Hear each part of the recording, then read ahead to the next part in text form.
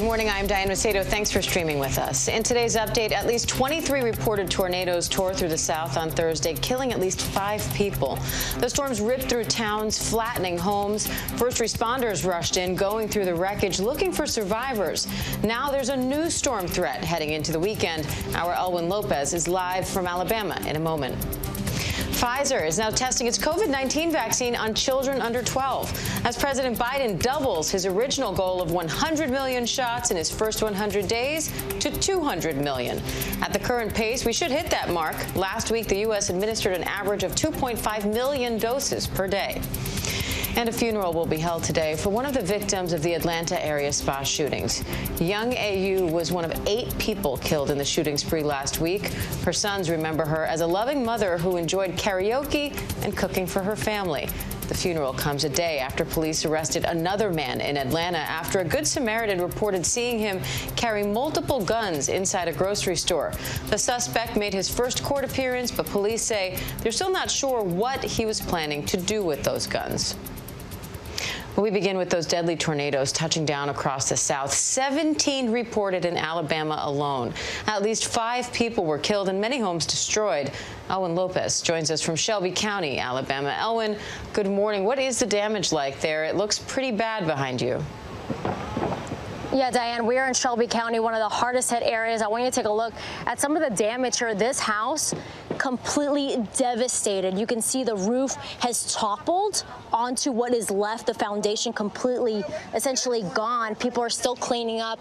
And over here, you can see this home, the roof completely gone, and the house next to it, the same thing. And this is what we're seeing all throughout this area here in Shelby County. The Calhoun County Sheriff's Office says that at least 5 people are dead and more are injured. One of the tornadoes apparently was more than 100 miles long, according to the National Weather Service of Birmingham. And we've been talking to people not only here, but a little bit farther away. Many of those neighbors still there and outside of their homes, really just surveying the damage. Some of them have left. Some of them are staying with family members and friends. But many people that we spoke to said, you know, they heard something, they didn't know what it was, they sheltered, and then when they went outside, they said it was all about 15 to 20 seconds. They walked outside and saw what had happened to nearby houses. One of the guys I talked to, he said that nothing happened to his house, absolutely nothing. He's been living there for 40 years, but he knows all the neighbors around him, and some of them in that area, at least, no one was injured, but some of those houses completely gone, and so it's going to take a lot of time to repair those, and this is coming at a time where we know that more severe weather threat is on the way, and of course here in the hard-hit south, and there's still a potential for tornadoes to come through this area. So what we have been seeing, I can tell you, is not only neighbors coming out and helping, but other people from other counties who have been coming in to help with the cleanup process, but it's going to take a long time. And I will say this, Diane, I did ask one man, I said, you know, your house has been hit twice by a tornado. Do you expect to leave and move? And he said absolutely not. He's going to continue to stay in this area, and there's a lot of what we're hearing throughout the day here. But we're going to continue to bring you some of the images that we're seeing here. We know that Georgia was also hard hit there, and especially Noonan, the Noonan area. So we'll continue to bring you those images throughout the day. But again, this is not over. We're expecting that the storm is going to ease, but again, the possibility of tornado threats this weekend. Diane. Incredible, Elwin. Those look like big, presumably sturdy houses behind you, too. Just goes to show how powerful those winds really were. Elwin Lopez there from Shelby County. Thank you. And now to one of the worst traffic jams in history. A massive container ship, roughly the size of the Empire State Building, is currently blocking the Suez Canal, one of the busiest trade routes in the world. Now, the ship is believed to have been turned by high winds. James Longman joins us in London with more on this. James, first of all, walk us through this. How exactly did this happen, and how badly is this impacting global shipping and the global economy in general? Well, Diane, yeah, this looks pretty serious, doesn't it? So it all started on Tuesday, where the Ever Given was knocked off route by high winds. We understand that it kind of got stuck on the banks of the Suez Canal. As you say, it's something like the size of the Empire State Building, 200,000 tons. So you can imagine just how much of an effort now is being made to try to get this thing off the banks where it's stuck. And the impact on world trade is colossal. Actually, it's really difficult to properly understand. About $9.6 billion worth of goods are currently being stuck a day. That's what most people look at in terms of the containers along the Suez Canal. So that is at the minimum, but that's only about 25% of what goes through the Suez Canal. Containers only account for about 25%. So it could actually be many more billions of dollars a day of world trade being blocked in this way. And what's there? Well, it's all kind of things. Oil, of course, and oil spiked a little bit when this all started. It's settled again since, but there's all other stuff on those boats. Clothing, furniture, parts for manufacturing, vehicles, all blocked currently. A lot of this is destined for Europe, so this is the shortcut, if you like, to Europe from Asia up through the Suez Canal. Most of the stuff that you guys get in the United States will come probably direct from Asia across the Pacific, but it could have an impact on the United States. If, for example, I don't know, you wanted to buy a kind of quite smart French watch or something and it had Chinese parts in it, well, it could be delayed because of this. So that's the kind of impact for the moment. But if this goes on, then obviously the impact gets more and more severe and the cost becomes more and more severe. Now, in terms of this rescue effort, well, the Dutch have been called in. They are salvage rescue kind of professionals. They know what they're doing when they're getting these sorts of ships out of danger. A Japanese company is also taking part. The Egyptians have tried. There are something like 9 or 10 tugboats trying to get it free. They also believe that there's going to be an upswell in the tide. The Suez Canal is tidal, something I didn't realize before. And on Monday, they're hoping that the water rises a little bit and kind of lifts that boat off the bank where it's stuck. But for the moment, it's looking pretty serious indeed. If it comes to trying to get containers off, well, that will take weeks because you've got to get specially designed floating cranes to pull those containers off. And then we really are in trouble. Floating cranes. We're learning a lot about the shipping industry throughout the course of this week, James. And obviously, you know, as you mentioned, this is a serious issue, but still social media is also finding a lot of humor in this situation. It seems like there's a new meme every minute. I mean, this is the most memeable story I can remember for quite some time. One of the good ones I've seen is Ross. Remember Ross from Friends when he's trying to get that couch up the stairs and he screams, "Pivot, pivot, pivot." Well, now you can imagine Ross standing on the side of the Suez Canal screaming that at the Ever Given. Another great one, Austin Powers, remember that when he's trying to maneuver that truck through that narrow passageway? Well, here we are. Here's another one, him trying. It looks a little like me trying to park, actually. And then the best one, I think, actually, is if you look very closely at the back of the ship, you might be able to make out the word LOL. LOL. Obviously, that is not the case, but that's a meme that's been doing the rounds. All kinds of memes. Have a look online, everyone. It is quite good fun. Hopefully, the fun will continue and this particular big issue will stop.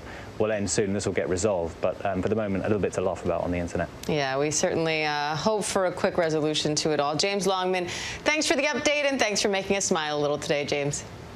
Thanks, Dan. And the Society of Jesus, also known as the Jesuits, are vowing to raise $100 million, hoping to atone for their role in U.S. slavery. Many enslaved people owned by the Jesuits actually helped save Georgetown University from financial ruin. Now the university and the Jesuits are facing a reckoning. Alex Perchet has more. Ain't no power like the power of the people, because the power of the people don't stop. At a time when the issue of race is front and center, the country is finding ways to confront its ugly past. Now, the Society of Jesus, the Jesuits, have vowed to raise $100 million in an attempt to atone for its role in slavery here in the U.S. Yes, even the Roman Catholic Church owns slaves.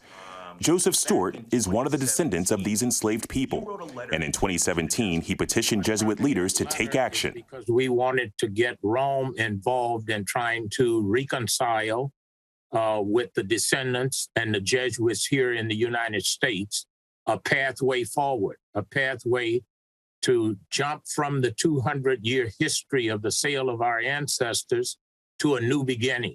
The result was a dialogue between his group, the Descendants Truth and Reconciliation Foundation, and Father Tim Kasecki, the president of the Jesuit Conference of Canada and the U.S.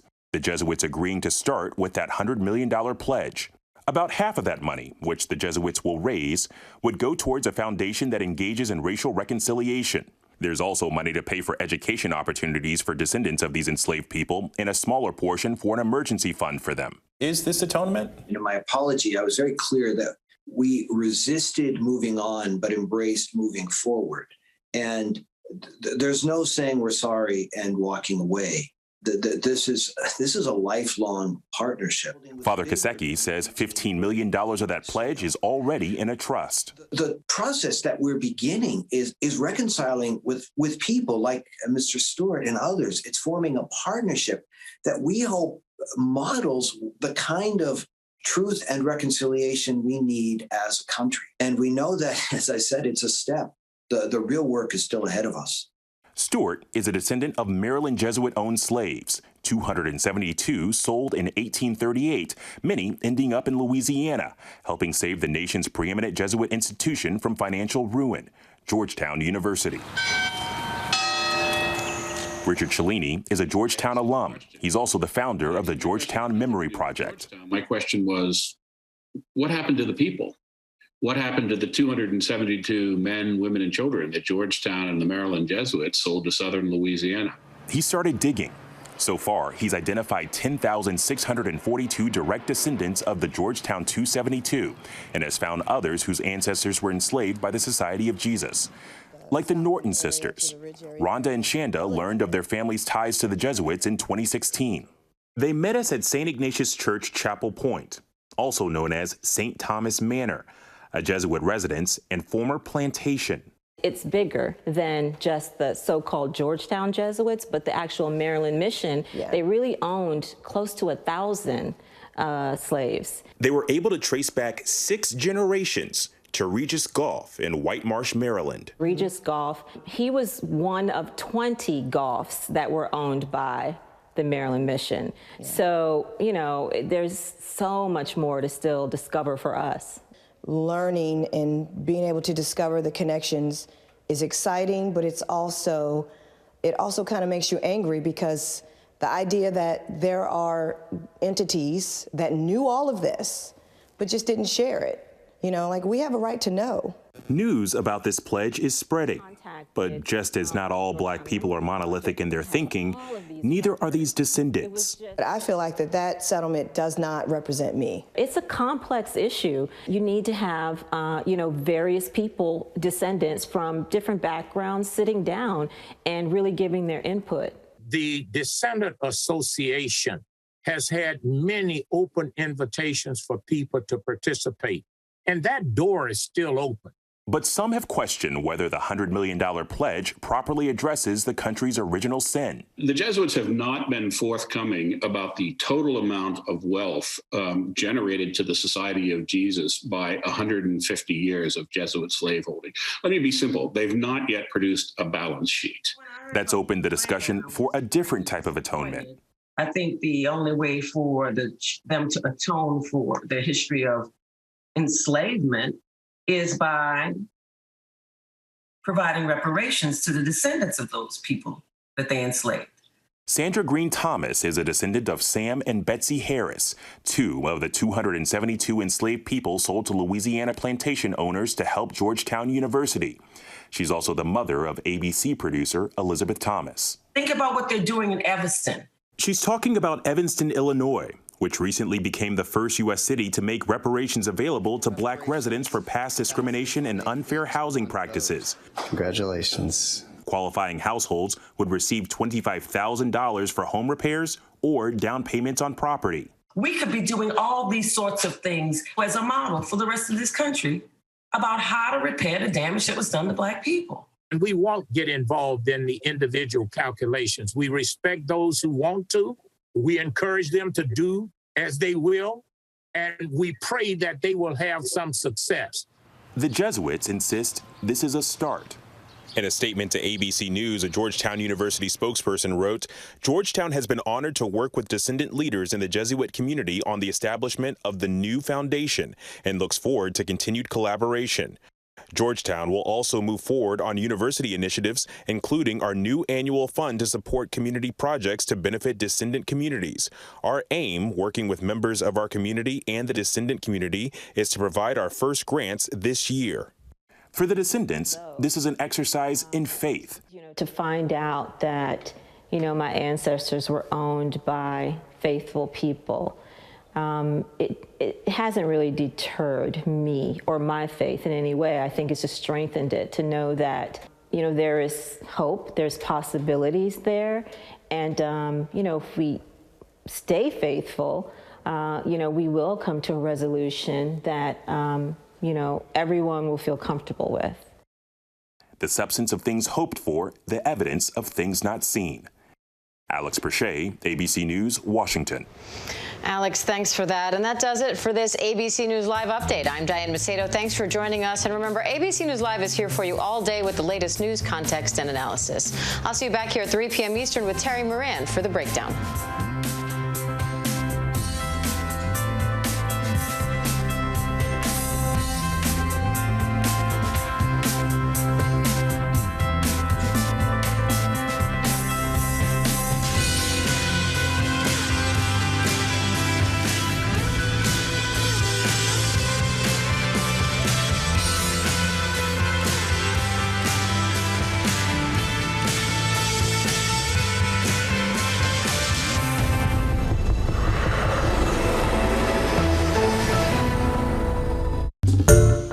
Hi everyone, George Stephanopoulos here. Thanks for checking out the ABC News YouTube channel. If you'd like to get more videos, show highlights, and watch live event coverage, click on the right over here to subscribe to our channel, and don't forget to download the ABC News app for breaking news alerts. Thanks for watching.